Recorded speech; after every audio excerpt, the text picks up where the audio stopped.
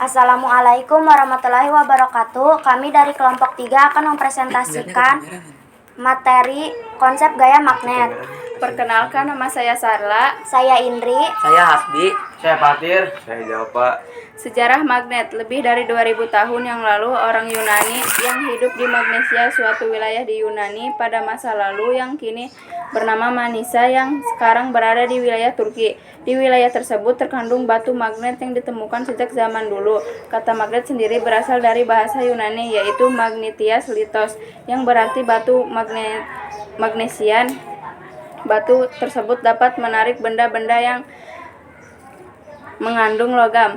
Bangsa Cina sendiri sudah menggunakan petunjuk ke arah kompos magnetik dalam pelayaran kira-kira mulai tahun 1200. Karena batu tersebut ditemukan di Magnesia, maka orang Yunani menyebutnya magnet sendiri, yaitu benda yang memiliki sifat yang dapat menarik logam tertentu.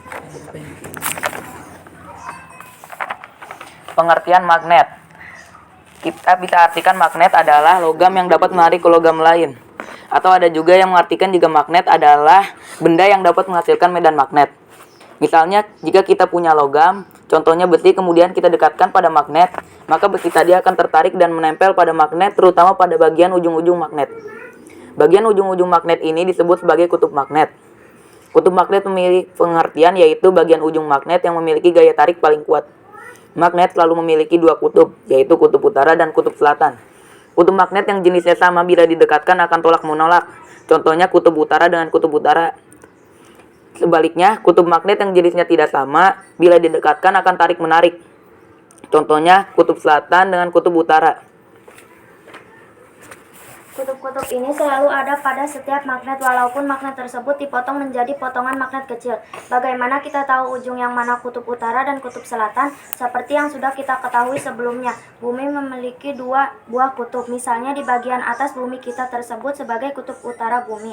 Lalu yang di bawah kita sebut kutub selatan bumi. Kutub utara ada di arah utara dan kutub selatan ada di arah selatan. Jika kita punya sebuah magnet, lalu magnetnya kita gantungkan sehingga bisa berputar dengan bebas, maka setiap magnet pasti akan selalu menunjukkan arah utara dan selatan.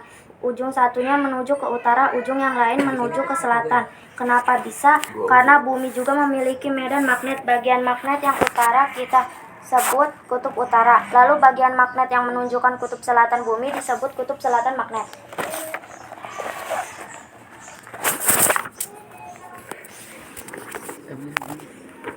Cara kerja magnet. Prinsip kerja magnet ini adalah pada bagian kutub magnet akan dihadapkan pada kutub magnet yang berbeda jenis, sehingga pertemuan keduanya dapat saling tarik-menarik dan berhasil menciptakan mekanisme penutupan yang efektif dan efisien. Bagaimana cara benda bisa menempel pada magnet? Magnet dapat menempel satu sama lain dan juga pada benda logam lainnya karena adanya medan magnet. Semua magnet memiliki dua kutub, yaitu kutub utara dan kutub selatan. Fungsi magnet. Magnet memiliki manfaat untuk adalah menarik benda lain, terutama benda-benda yang memang berbahan khusus seperti baja dan besi. Selain itu, magnet juga memiliki beberapa fungsi dalam kehidupan sehari-hari, yaitu satu, terdapat di bel listrik yang berfungsi untuk menggerakkan pemukul lonceng. 2. Terdapat pada dinamo sepeda dan generator yang fungsinya membangkitkan sebuah tenaga listrik. 3. Terdapat pada kompas yang berfungsinya sebagai penunjuk arah utara selatan. Penyebab munculnya gaya magnet. Gaya magnet timbul karena adanya interaksi antara kutub-kutub magnet yang ditimbulkan oleh gerakan muatan listrik atau elektron. Setiap benda mempunyai magnet-magnet kecil yang disebut nanti sebagai magnet elementer. Setiap benda mempunyai ini. Magnet elementer itu magnet kecil berupa atom, karena setiap benda tersusun dari atom dan setiap atom bertindak sebagai magnet elementer. Magnet elementer ini timbul karena adanya gerakan elektron pada atom pada benda yang bukan magnet. Magnet elementernya itu tersusun secara acak menghadap pada arah yang berbeda-beda. Tetapi sebaliknya pada benda yang merupakan magnet, magnet elementernya tersusun secara rapih dan menghadap ke arah yang sama.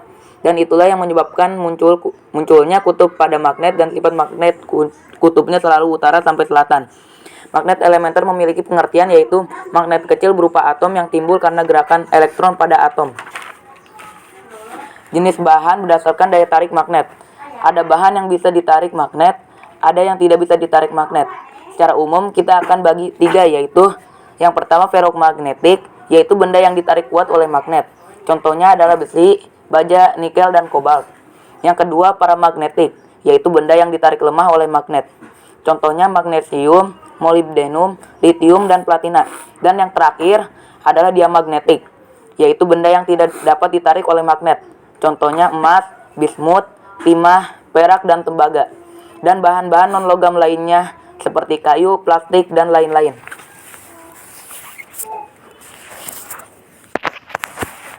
Pembuatan magnet dan menghilangkan sifat kemagnetan. Bagaimana cara membuat magnet? Magnet dapat dibuat dengan cara berikut ini. Dengan cara digosok searah, dengan cara induksi didekatkan, dengan cara induksi elektromagnetik. Lalu bagaimana cara menghilangkan sifat kemagnetan? Pada prinsipnya, sifat kemagnetan dapat dihilangkan dengan cara mengacak arah magnet elementernya. Sifat kemagnetan juga dapat dihilangkan dengan cara berikut ini. 1. Dipukul, 2. Dipanaskan dengan api, 3. Dialiri arus listrik bolak-balik. Sifat magnet. Magnet juga memiliki beberapa sifat yaitu sebagai berikut. 1. Magnet hanya menarik benda-benda tertentu yang terdapat di sekitarnya. 2. Gaya magnet dapat menembus benda. Misalnya 2 buah magnet akan tetap tarik-menarik meskipun di tengahnya dibatasi oleh selembar kertas atau papan dengan ketebalan tertentu. 3. Magnet memiliki 2 kutub yaitu kutub utara dan kutub selatan. 4. Medan magnet akan membentuk gaya magnet. Medan magnet akan semakin rapat jika didekatkan, dengan tentunya masih banyak sifat magnet yang lainnya. Sekian dari kelompok kami. Wabillahi taufiq wal hidayah. Wassalamualaikum warahmatullahi wabarakatuh.